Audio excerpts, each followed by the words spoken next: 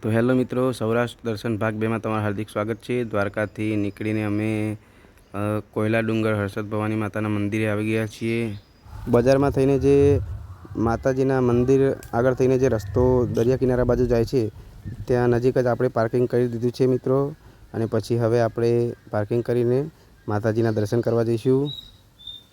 જો મંદિરે આવી ગયા છીએ મિત્રો, આપણે હવે માતાજીના દર્શન કરી લઈશું। જય હર્ષદ ભવાની માં।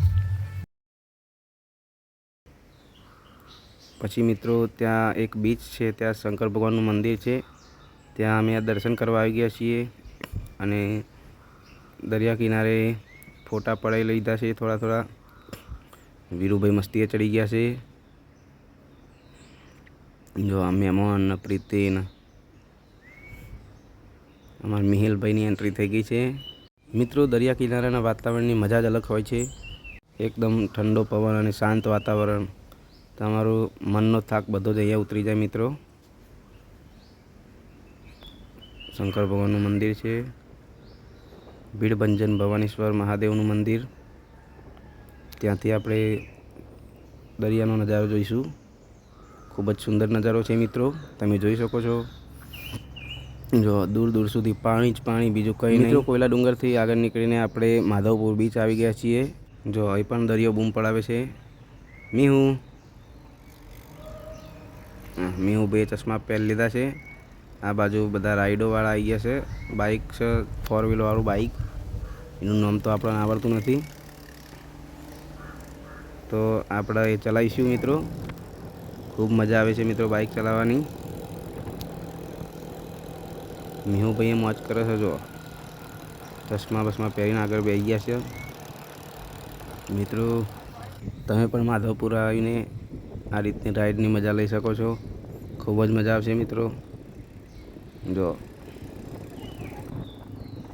આ જીલો ને બધો છે।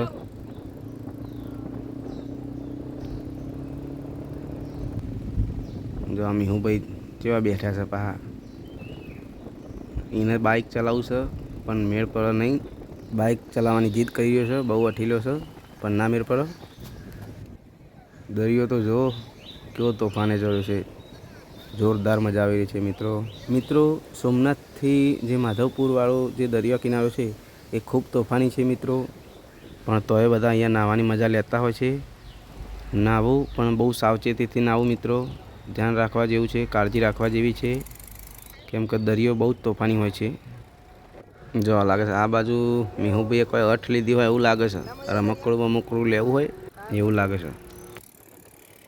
તમે માધવપુરથી સોમનાથ બાજુ જશો એટલે આવી જશે આપણું મિની કેરાલા, નાનું કેરાલા આવશે મિત્રો।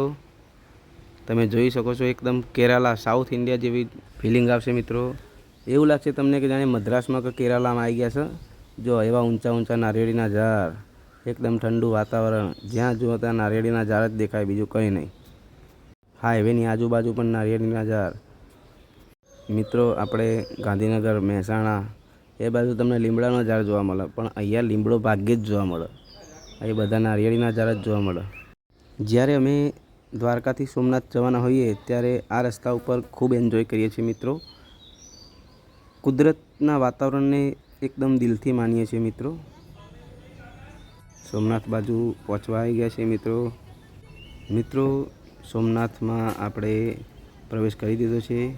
સોમનાથ સિટીનો મેઇન ગેટ છે મિત્રો, ત્યાંથી આપણે દર્શન કરવા જઈશું। તો મિત્રો દેવાદિદેવ શ્રી ભોલેનાથ મહાદેવના સાનિધ્યમાં આવી ગયા છીએ આપણે। જો બધાએ લલાટ ઉપર મહાદેવજીનું નામ લખાવી દીધું છે।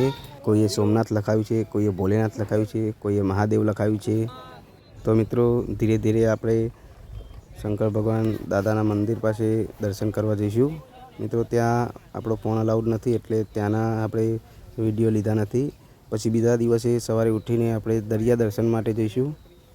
જો હનુમાન દાદાની મૂર્તિ છે દરિયા કિનારે મિત્રો। આપણે જેમ અમદાવાદમાં રિવરફ્રન્ટ છે એ રીતે સોમનાથના દરિયા કિનારે આ રીતની પગદંડી બનાવી છે, ત્યાં અમુક નાના મોટા સાધનો આવી શકે।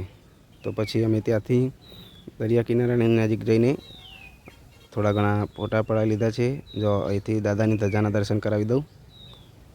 ઊંટ ને ઘોડા ને આ બાજુ પબ્લિકને મોજ આવી જશે. જો ભોલેનાથ દાદાની ધજાના એકદમ નજીકથી દર્શન કરી લો મિત્રો.